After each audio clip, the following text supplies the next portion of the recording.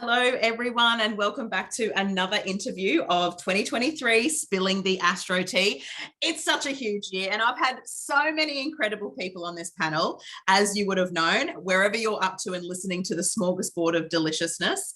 Today, I'm going to be shouting out. I'm going to actually hold up the magazine, Cass. I can't help it because this is Cass's baby. So I do have Cassandra here, one of my favorite astrologers to learn from. She's an incredible teacher. And I'm very happy to have you back. Thank you, Cassandra. Thanks. I can't believe we were just saying, has it been a year since we had our last chat? Like, where does the time go? I know. Well, we've both been living in 2023 a lot. So that's where most of our time this year has gone to next year. Exactly. And here we are again. And I must recommend getting this. I mean, I've been getting them for years. Do you know how long they've been actually out for? Because I've got many. Yeah, the next edition we will do will be the 20th edition. So 20 years. Absolutely. And because I've got more than 10. So I've been because I just got keep them. Yeah, because they're actually really good to keep in. There's great articles in them. So really some fabulous articles in this year's one. I was like diving into that on my holiday. Yeah, from more of a technical perspective, we kind of refer to Wellbeing Astrology as a bookazine. So it's a magazine, but it's a bit more like a book. It has no ads in it. It's just the horoscopes for the year and articles. So you can research them back. It's a really good keepsake that you'll refer back to, even if it's an edition from 2007, you know what I mean? So I'd written articles over the years for the publications. Then I started writing the horoscopes, and then I became the editor. So yeah, you took over from Kelly, yeah? Correct. Yeah. Well, you're doing a fabulous job. I love it so much. Thank you. And of course, you know that it'll be an honor if I ever get to write into that magazine, because it has been something I've been doing for reading for decades. Yeah, it's something special about having your name in print. I think even though we're in a digital world, you know, there's something about, oh my God, my name is in. I think if it was in my favorite magazine as well, that would be more so, you know, like I write my own things and do my own things. I got books published and all the things, but this would be just like a little bit of like a cherry moment. Oh, I agree. Like, I think, to be published is special. It is. You know, we can do our own stuff nowadays, but to be published is true. I think it's a feather in the cap. It is, because it's everywhere. You know, you can get this book. I always just get it from my local news agents pretty much as soon as it comes out. So yeah. So awesome. Thank you so much for your beautiful work. So as usual, everyone gets the same question. So Cass, what do you love about astrology the most? The most. The most. Okay. It never ceases to amaze me, and then it doesn't at the same time. I'm like, yep, called it. Yep, I know that. Yep, that's what I expected. But then at the same time, I'm constantly amazed by that at the same time. So yeah, I'd have to say that. That is a succinct, great answer. I love that answer because I totally relate. I mean, and as we listen to all astrologers answering that question, there is that sense of relatability. And that one is a good one because you're blown away and there's still so much magic to astrology. But at the same time, you're like, well, we sort of seen that coming. Like we did say that was going to happen. So it's such a great tool. I'm still trying to understand the karma of being named Cassandra and becoming an astrologer. So I love that. At least now people can kind of believe me. I love it. And because of the asteroid you're referring to? Oh, no, because of the Greek mythology behind the name of Cassandra. So there's also an asteroid. There is an asteroid. I thought it was asteroid related. Please do a little brief tell. I'm not really an asteroid-y astrologer, although I'm aware there's one with my name on it. Yes, there is. So basically, Cassandra was the sister of Helen, you know, the great Helen of Troy. Apparently, of course, she was more beautiful than Helen. Like, come on. Apparently, she had red hair as well. But anyway. The fire, darling. So she was really able to foretell the future. That was her prophecy, right? And then there was some story where someone, you know, of course, wanted to, you know, what's the word? How should I explain that? You know, I've lost it. Shag her. I'm Okay. I was thinking, what is this word? Someone wanted to covet her. Yes. And she, I think there was some promise that was made and she didn't live up to it because she didn't want him, it's age-old story. And so then he cursed her that she would still keep her gift, but the curse was that no one would believe her.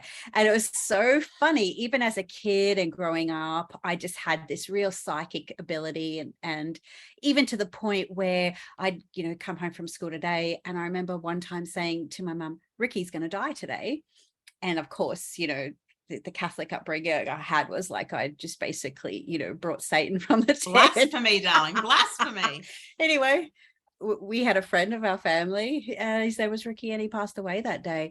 Other proclamations, I'm going to go in hospital today. I'm going to be in hospital today. My mum would just think I was mad. Lo and behold, I had an accident in the backyard, which called an ambulance and all the things. And so, I was really kind of crazy like that. And then, of course, when you're little, you get away with it. Then when you're a teenager, like people kind of pick on you and tease you, and you Catholic schoolgirl, all the things, you suppress it all. But I never, people believed me. And anyway, sidebar, but then I was always fascinated by astrology and that, and now my job title is people pay me to be believed. So it just was this weird thing, so anyway. Thank you for sharing that story. I love getting a bit more insight into everyone. It's a great story. I didn't know that about the mythology of Cassandra. And it's funnily enough, like a lot of people, it's become a more common name. I never really met anyone with it growing up, but it's more common now. And it seems to be a thread that many of them share. And I think like being named is really important, which I guess really brings Venus in Leo, like your name and authenticity and absolutely sovereignty. So we're talking Venus and Leo, we are talking not me. Venus and Leo, and I'm just going to let you go at it because I know you've got some juicy things to share in our little conversation. So let's go there. Okay, let's just rock and roll. So basically, 2023, one of the what's different to 2023, for example, as opposed to what we've had for the last few years, is that we don't really have really big kahuna type outer planetary aspects. We've had that. What we do have, though, are big ingresses, Saturn in Pisces, Pluto in Aquarius for one. But also what is a distinct feature of 2023 is the fact that we have a Venus retrograde cycle. And, Venus retrograde cycles are not new. They do happen roughly every 18 months. And they also happen in a certain alignment of signs that reoccur every 8 years. So when we go into 2023, you're going to be reflecting, how might that relate to my 2015 story? I think it will be 2015. I haven't checked that, but just as a, sort of loose maths. And so when planets go retrograde, people kind of get their knickers in a knot about it. And it's a part of the cycle of the moving sky. Well, planets don't move. It's the way they do move, but they don't retrograde. It's the way it looks from our perspective. Now, people, it's clickbaity, it's algorithm feeding, and it's white noise bullshit. Let's just say it. Thank you. Hello, we're getting really unapologetic. It's Venus and Leo. Thank you. Yes. And I really, really do take a lot of I take it to heart, like real wisdom from the Indian perspectives on retrograde planets. And so when you think about a planet being retrograde, you'll see that this, as we get Mars starts to retrograde, it comes closer to us. So Venus gets very bright. She's very, we see her in the sky.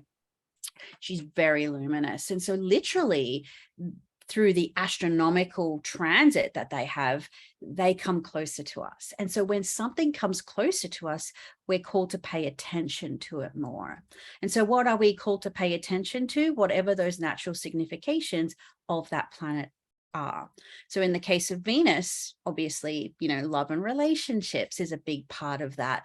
Our ability to attract and pull in energy that we want, whether, you know, that is love and relationships, maybe it's beauty, or maybe it's pleasure, maybe it's harmony. In short, one of the ways I really love to describe Venus is the concept of baking. You have your dry ingredients and then you add your wet ingredients. And Venus is that lubricating wet ingredients. You know, she brings the moisture, and you add, and she brings a little bit of, well, she's coolish, but she brings a little bit of kind of moderate type of, not too warm, not too cool. And so you add that to your dry mix, and that's when you get the rising, and you get the you know, the delicious cake, not just flour and sugar, you know. And so, you know, she has this kind of lubricating, she brings things together, rises, like sort of rises all boats, you know, in a sense. You know, she's benefic. So like Jupiter, she's solution orientated. You know, she's not there to conquer and divide. She's there to bring together and, you know, rise all boats, so to speak. So when Venus retrogrades, you know, those topics become more than usual very personal.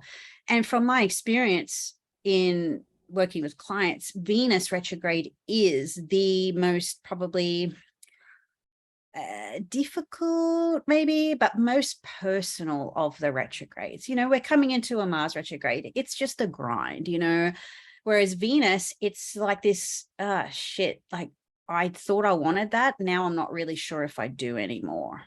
Or this is the thing I was really trying to bring into my life. Do I really want it? Or now that I have it, do I really want it? You know, it's these sorts of things. And Venus is a real compromiser.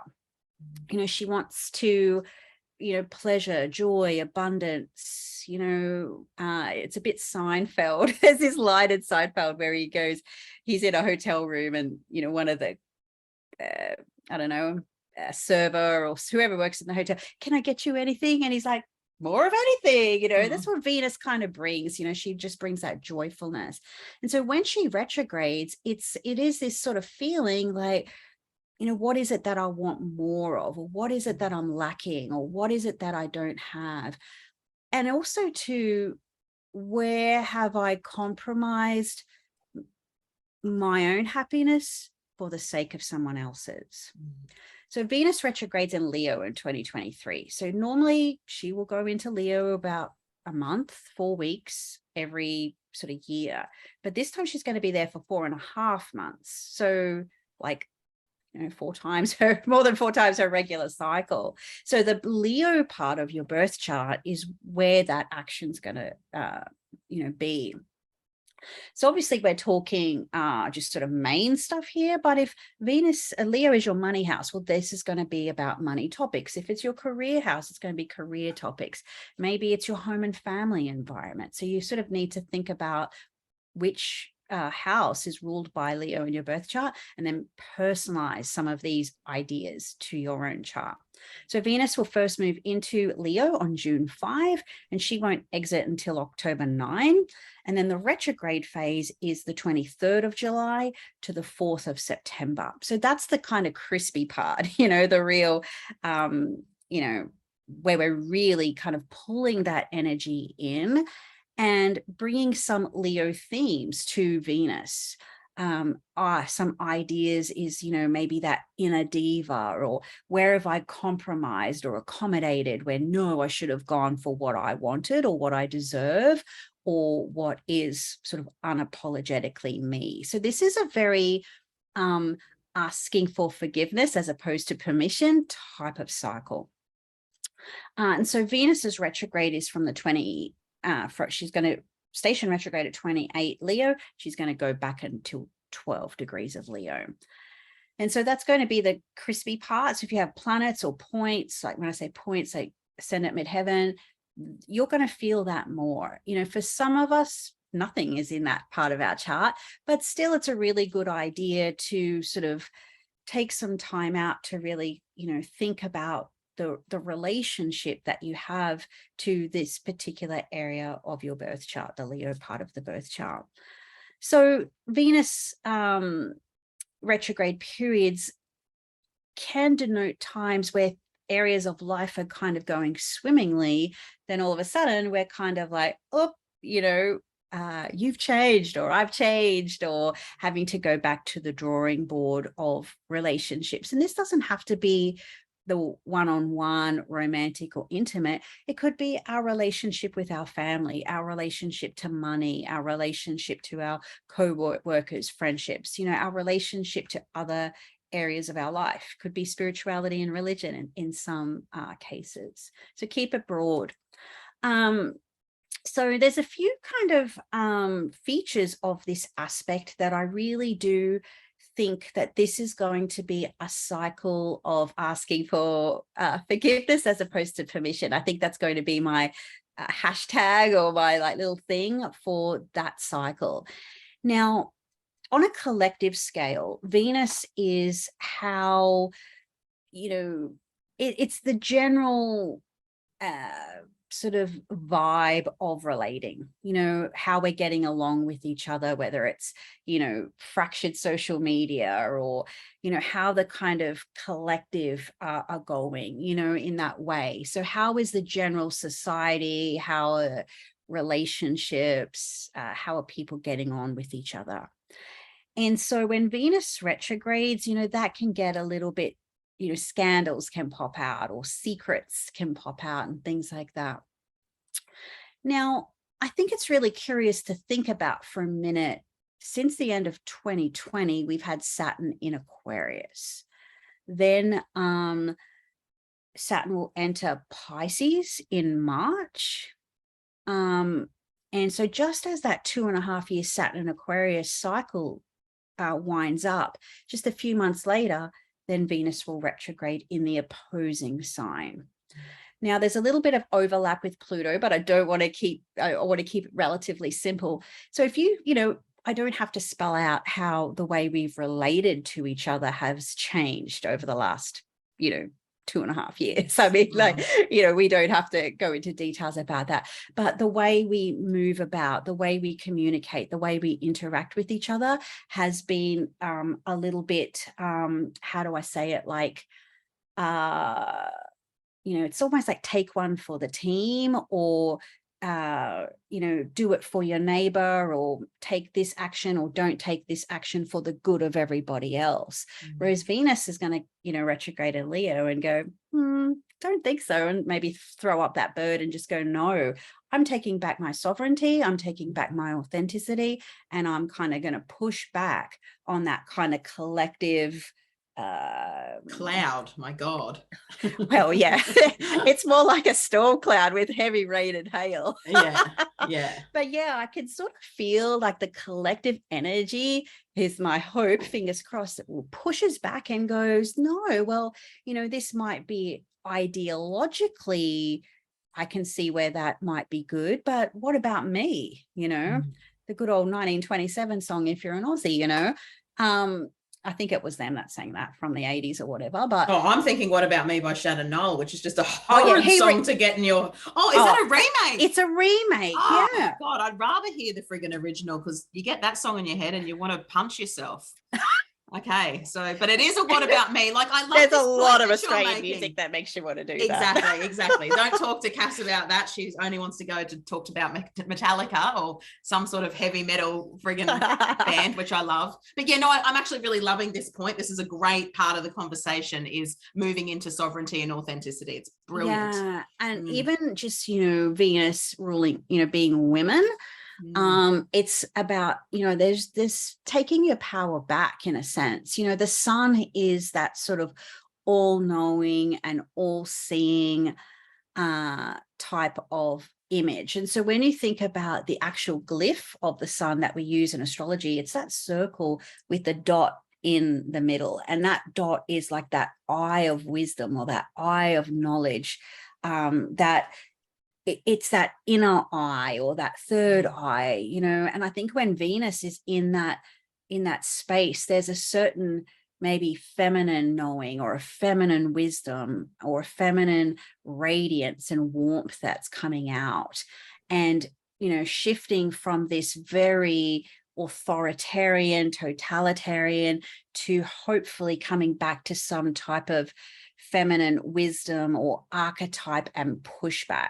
I know I'm a bit of an anarchist at heart, but that is kind of what I can see as a part of this cycle. And so when Venus is doing her thing for the course of 4.5 months, see, she's also going to be forming a square to newly arrived Jupiter in Taurus, as well as Uranus in Taurus. So this is kind of rebellion, innovation, it's change, it's instability, kind of on those Jupiter steroids. It's made bigger.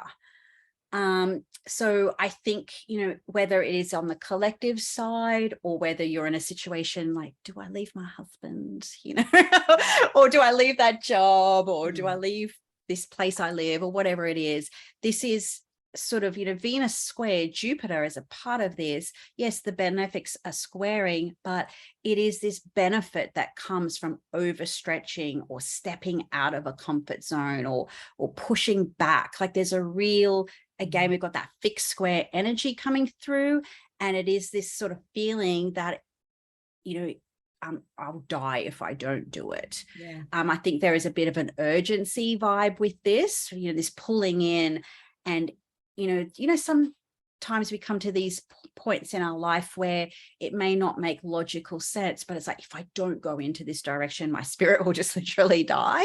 It's a bit got those type of feelings to it. So we've had Saturn Uranus in play for the last couple of years. Now we'll have Jupiter Uranus with Venus, the ruler, retrograde. So that's going to bring again, coming back to the self, and what feels right, what's known to be right, and us choosing how we relate to each other as opposed to being told how we relate to each other.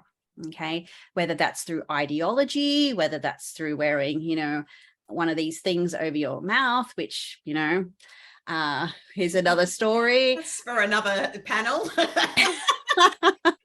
But you get the gist, right? Yes. So I feel like there is going to be big opportunities to do it differently. Okay. And that's probably going to be led by women. That's going to be led by how we want to interact with each other. From, our neighbors to our friends to, granny who lives, an hour's drive from you, whatever the thing is. Now, there's something really interesting that also happens during this period. So Venus is in Leo from early June to early October. And during that period, we will have the North Node in Taurus, where it's been since the beginning of January 2022.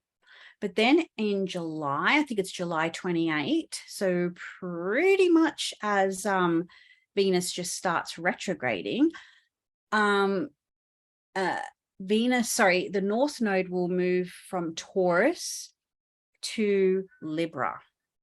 So Venus rules the North Node currently, and in this process, she will then go to rule the South Node. So I could go on another tangent about the nodes, but I think to try and keep this fairly relatable and succinct is the idea of there will be a big energy drop, I think, when that South Node changes signs. And there may be a sense of loss or a purification or a let go of surrender with things. And this might speak to the idea of, like Venus, who's retrograde, she's closer to us.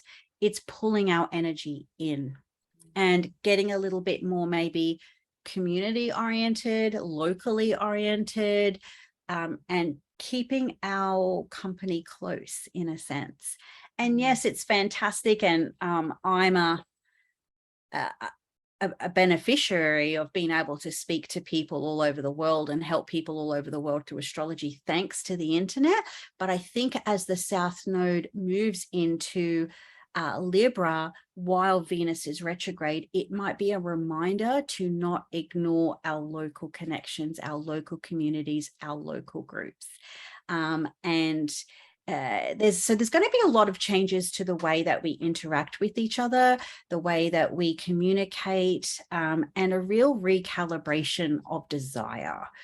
So what you might want in this current moment may shift by the time we get to this sort of June through to October of 2023. Yeah, I like, it's interesting with our North Node being ruled by Taurus, for this last 18 months, and then now the South, Venus, and now we're going to have a Venus South Node. So we're actually going to be giving up some of our desires. And as much, I like that you've said too that the community sort of stuff, because obviously the Aries North Node is the invitation to that sort of truth of independence, which I'm sort of feeling in everything that you've said anyway, like, yes, I love the fact around community, but again, it's still that, again, because we're moving from this Aquarius energy, like, I agree, again, great point. You've got all these great points that I've written notes, moving from community to sovereignty and authenticity. And I'm a North Node Leo, so, this is exciting. But again, coming back to your own autonomy, like this is about coming back to your own sense of autonomous being. And Venus, when she's retrograde too, as she is in the underworld, things are invisible to us. So again, and again, the South Node shifting signs in that. So I love that you've tapped in on that, because again, it's going to be a stripping away. And I've just done my Saturn and Pisces talk, and again, that's emptying out, closure. That's a huge part of this. That's a huge part of 2023 as well. So it's a really. I think it's also important to factor in the now. So right now, Venus is also invisible. So she's combust. She's in Libra, so she's in good position. She's also occupying where the South Node is about to go. So it's almost this feeling now, like a preparation or a prelude. So whatever kind of feelings or inklings or shifts in the relationship vibe that you're having right now will give you insight to what you're probably going to take, ownership of, or take sort of sovereignty around right now, down the track. So I think like that's an incredible point. And just so everyone knows, I'm actually recording this on the 10th of the 10th. So the full moon Aries, 10th of the 10th. So that's a very, very good point. This is like the lubrication of looking at, because exactly right. This is exactly where the South Node is going to be dipping into. Yeah, that's and so amazing. She's like, for those, depending on who's listening and what their astro knowledge is. So one way that we can look at Venus right now is she's in her like balsamic or dark moon phase. So she's like a mobile phone running at 15%. She's about to lose her light and needs to be recharged. And that recharge will happen at the end of this month. But, she's basically invisible until December. So we're already going into this dark, Venus phase. She's making the superior conjunction where she's thinking kind of onwards and outwards and, the greater possibilities of things. But then once she sort of transitions in her synodic cycle, she will then start to enter into the beams of the sun again, probably around March, and then start to enter, prepare for the underground. And so we will see her in, after sort of Christmas, New Year. She'll be that evening star, one of her most spectacular phases. And that, I think when you can visibly see that, and then you can kind of connect, we don't need priests and what have you to connect, we have a direct line of communication with these deities. And so it's, that's when you can kind of go, okay, what do you have to show me, Venus? Or what can you communicate to me or show me the way forward with things? And so, yeah, I mean, I think this is going to be, I'm really looking forward to watching this play out and unfold. And yeah, I think we will see, because, and, if you think about it, women have been sort of, the short straw has been dealt with them over the last couple of years, like working from home, kids at home, homeschooling, trying to do all of that sort of juggle. Even some of the Roe v. Wade stuff in the US, how might that then, ripple across the Pacific, all sorts of things.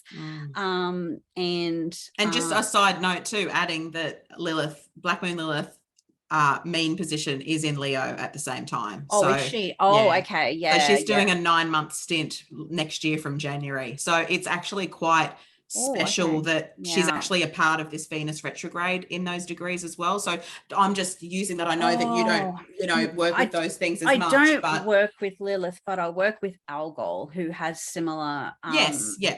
Similar, which she'll be squaring as she retrogrades as well. Yeah. Well, and also too, Uranus will be up and all over that with Venus as well. So,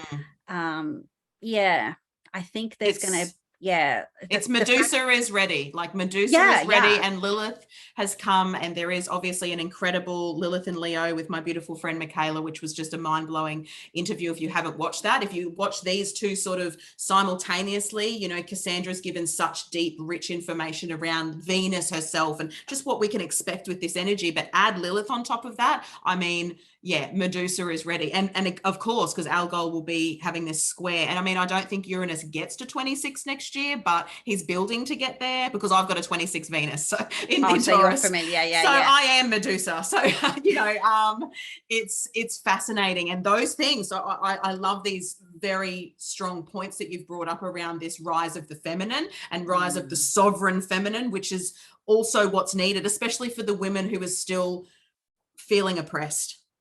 Yeah. And I mean, even just if you think about historically, a big part of women's role was education and medicine.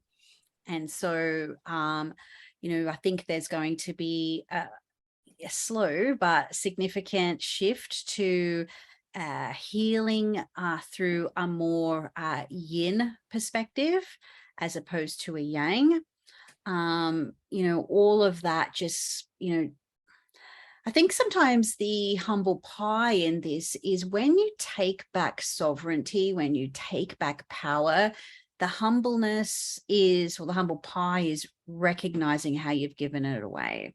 And that's what the retrograde phase is about, where you're like, oh shit, I said yes to this, or I turned a blind eye to that, and I put up with that, rather shut up and put up and shut up instead of speaking up.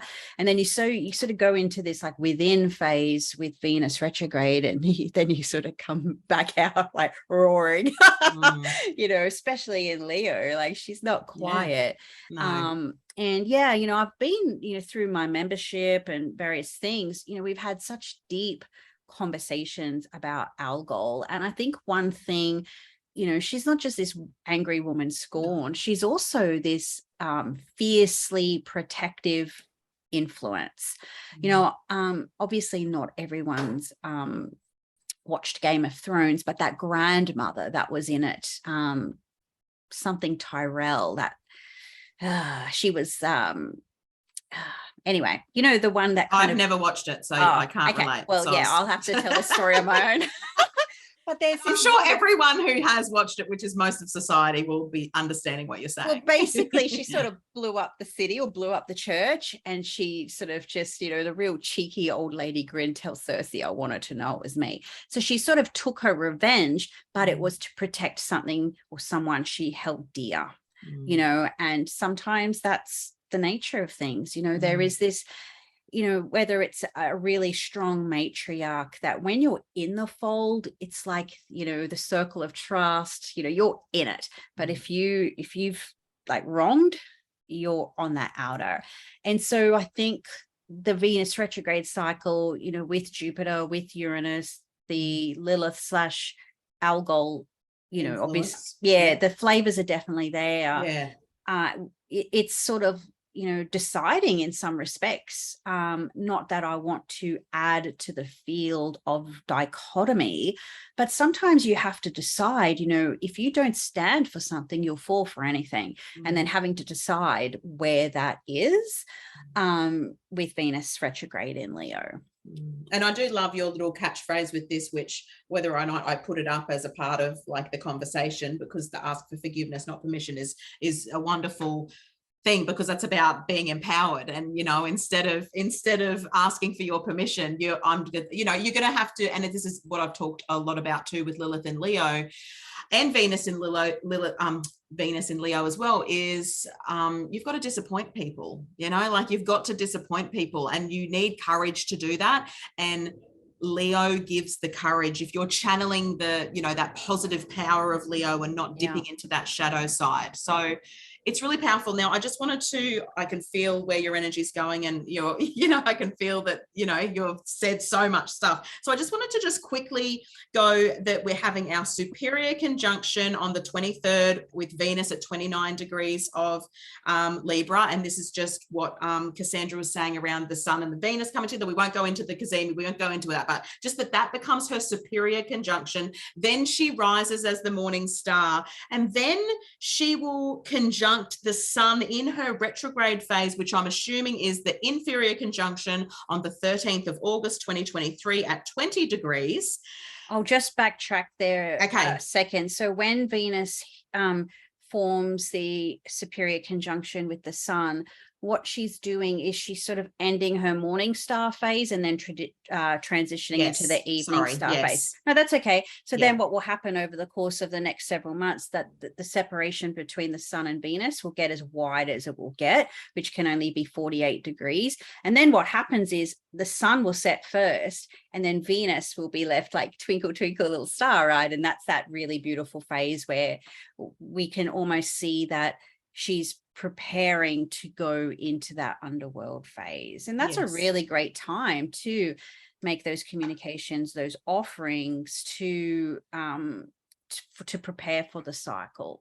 Some people, I have too many Taurus planets, Venus being one of them. Some people like to fast of things during this period of time to honor the cycle. So whether that is fasting from sugar or alcohol, which are two Venusian type of things, I don't do that. But anyway, like if someone wants to, like it's good remediation, just not my jive. And when with the remediation, is that when are you actually acknowledging Venus in that? Like when would you do that fast? Is that after she's, that's when she's before she's going back under the underworld, or? It's, during the retrograde phase. I get it. Yeah. So, she's hidden from view. She's going through her own kind of planetary trauma, if you like. So, she goes through those gates and she reveals and those things, and then she meets that sun again in that inferior conjunction, right? Correct. On the 13th of the 8th in her retrograde. 13th of the 8th. As next year. Next year, yes. 20 degrees Leo. So that's kind of like, okay, she's in the middle of that retrograde cycle, and that can sometimes, that will be a period where, like, let's just say, low hanging fruit, you're in a relationship situation and, do I stay, do I go, right? And that inferior conjunction can often represent a space of time where you kind of consciously make a decision. This is what I'm going to do. And that doesn't necessarily mean that instantly it's all happened. It can still take some time. So obviously, let's just say if it's a significant job or a career, what have you, let's just say it's marriage or what have you, a long relationship. Well, it takes time to get the next chapter opened, separating the stuff and going through the emotional side of things. So just because you make a decision doesn't mean the action happens, but sometimes there's just so much relief in the decision that whatever happens after that is just easy. The energy of the not knowing is more than the actual doing. So you can make a really powerful, sovereign, authentic choice around that particular time. And then, of course, as Venus starts to separate from the sun again, and then she will rise up in the morning as that morning star. And that's when she's kind of like, I know, Game of Thrones, sorry, Tiani, but she kind of goes from being that, what was her name? Sansa, this little fair maiden about to be stolen by Joffrey, who was, mad. And then, you know, through that underworld phase, she rises as an empowered queen, you know what I mean? So where she is taking no one's bullshit no more, sort of thing. And so that's kind of what Venus does every 18 months in different areas of our birth chart. So you might experience that something you began 8 years ago might come to a close during this period as another chapter opens. So that might help to personalize it for you. What did you start in 2015 that you are like, yeah, don't really dig that anymore? Yeah, so then she becomes that morning star, like you said. I'm just sort of getting like this little sweet little timeline.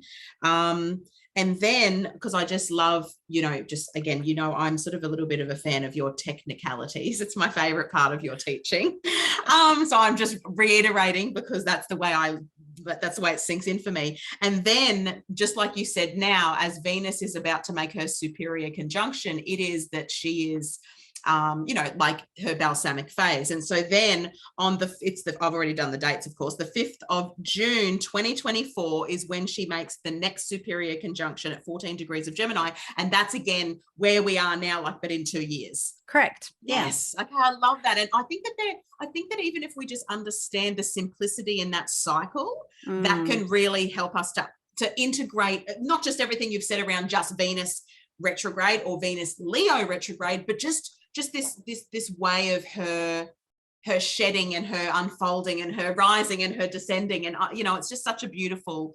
visual, like you said, because we get to see it in the sky. We're watching her, and I don't know, it just makes everything really lands for me. I really like that point, because sometimes it's easy just to hone in on one section of the cycle, like the retrograde, right? And then everyone sort of anticipates that, you know, shit's going to hit the fan or everything's going to go to hell in a handbasket when it's retrograde. Then everything's magically fixed when it's not retrograde anymore. But I think the thing is, you know, when we remember, every planet has its own synodic cycle with the sun, which is basically its own type of new moon, full moon, dark moon type of relationship with the sun. Obviously every planet that happens on its own rhythm because of its natural speed and distance.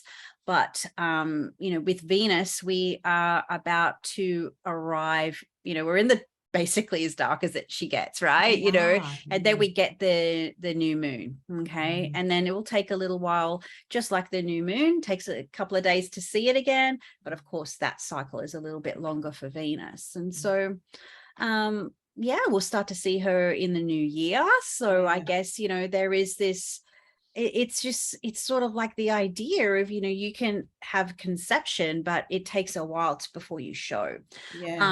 So that's sort of like where Venus is, you know, approaching. Yeah, and that's right. And then her full pregnancy comes about in 2024 when she comes back to that cycle with the sun again. Yeah, it is.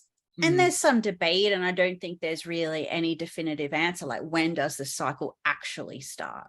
Does it start at the superior conjunction, which we're coming up for, or does it happen in the retrograde cycle, like the inferior conjunction, which we'll have next year? In my mind, I tend to go for the inferior conjunction because, you know, she's then, you know, whether it's Mercury, whether it's Venus, whatever, they're at the lowest point of the cycle and they're only kind of going up from there. So there's a renewal. Whereas rebirth, I was thinking, whereas we're kind of, you know, once she's an evening star and she's heading underground, it's more of a death and a decay and a letting go and surrendering. And then you're kind of like that, you know, how you feel like if you do a detox or something like that. Not that I ever do, but you know. It's just not happening. I'm not giving up. I'm not fasting for you, Venus. I don't care. I mean, I'm like pretty much a well-oiled machine anyway, but but yeah, like, you know, when you sort of decide to, all right, I'm cutting this out, I'm cutting that out, and it's just like letting go, and you can feel pretty crappy. You don't have a lot of energy. You feel pretty blah. And then you kind of get to that inferior conjunction in the middle of the retrograde cycle.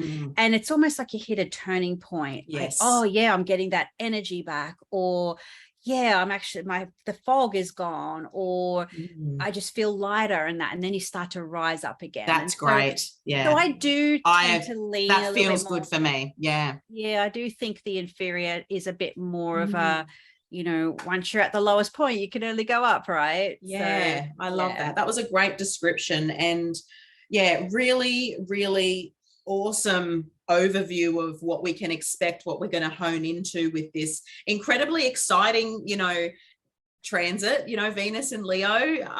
We get her for 4.5 months every 8 years. We want to soak that shit in. And I also just wanted to add, of course, that if you do have, sun, moon, rising in Leo, in Taurus or Libra, I've noticed that, and it's what Cassandra said right at the beginning, is that it is a retrograde. Again, when we talk about retrograde planets, everyone arcs up, and with all these planets retrograde, I'm like, it happens every year. Every single year, the outer planets are retrograde for 5 to 6 months. You're like, this is normal.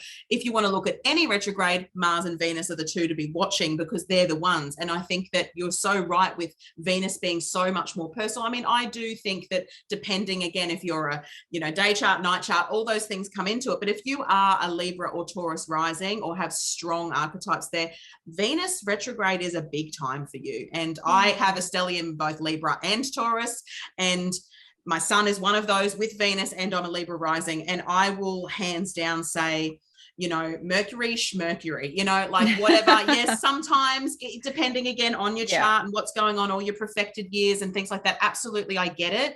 But in general, and if you are a Taurus or Libra rising, like, our chart ruler retrogrades once every 18 months. It's a big time for us. And I'm really honing in back on that inferior conjunction day. Be there, be on it, because something will be exposed for us, for everyone. But, and especially if you've got any planets around sort of 20 degrees of fixed signs as well. So it's really such an important thing to know. Thing's the worst word, but it's important to know your chart as well, not just that this is happening out there, but actually what's going on, and not only where is this happening for you, but are you in a Venus perfected year, like those things, because this amplifies everything for you, and it is a rare retrograde. So it's it's definitely one to keep your eyes on if you've got a lot of, if you're a Venus ruled chart, for sure. Well, I think, I guess one way to sort of seal all this up is, everyone freaks out, as I said, about the retrograde, but one way I try and explain it, to put it back some perspective on it. So let's just say you're driving, going to work, the gym, wherever, and you're on autopilot, right? And so that's just Venus when she's doing her regular thing. But you know how if you're sitting at the lights and then a police car comes by you, then you're just making sure you indicate, and you check, you're doing everything right. You're paying more attention. If those lights are flashing, you're paying even more, right? And so that's what Venus is doing. She's coming up closer and brighter to you. So she's basically asking you, get off autopilot in the Leo area of life. Love that. Pay attention. Yes, get off autopilot in the Leo area of your life. And for all retrogrades, that's just a great, like you said, that's a great analogy. Get off the autopilot and pay attention. Yeah, love it. Most of the time, retrogrades they don't sort of slap you in the face with a big shock. Look, they can humble you, I think, if you're not slowing down. I think there is more to, and we could do a whole nother chat on this, Cass, because retrograde planets are a big deal and everyone makes them a big deal, but they're, like you said, and like we all say as astrologers, they're normal. It's like brushing your fucking teeth, like it has to happen. You can't just go 20 years without brushing your teeth. You have to have planets retrograde. And for me personally, even as you would know, reading charts for the decades that you've been doing it, a chart with no retrograde planets, they're much rarer than a chart with retrograde planets. This is normal. But I like the way you have sealed all of this up for us to just sort of pay this different sort of attention, especially in that retrograde time. But I love that. Yeah, I love the rebirth of the inferior conjunction. I really am. That's a great thing. Cass, I love that. Thank you for teaching us that. That was amazing. Anytime. Thank you so much. Was there anything else? Thanks for asking me to come on again. Oh, of course. I couldn't not have you on. Thank you for saying yes. Yeah, sorry. Do I have anything going on, did you say? No, well, you absolutely, if you do, of course. I mean, as far as Venus, I could talk about her till Christmas, but I think we've covered a few, you know, we've given a bit of food for thought and some data and details. So obviously it's something you'll probably discuss with your people as the time gets closer, as I will my own. Yes. Yeah. So. And yes, and of course, Cass has her own inner circle that you can join and be a part of to learn more and get all of her stuff, plus heaps of wonderful masterclasses and workshops that she does that I often partake into because I love Cassandra's teaching. So of course I'm going to have all her website details and the things so you can connect to her and find her absolutely everywhere. Go out and buy the magazine for 2023. And again, thank you so much for saying yes and to really really highlighting one of my favorite planets, the beautiful, beautiful benefic Venus. Thank you so much. Thanks for having me. And it's been great as always, Tiani. Thank you. Thank you so much. Thanks, everyone. Bye.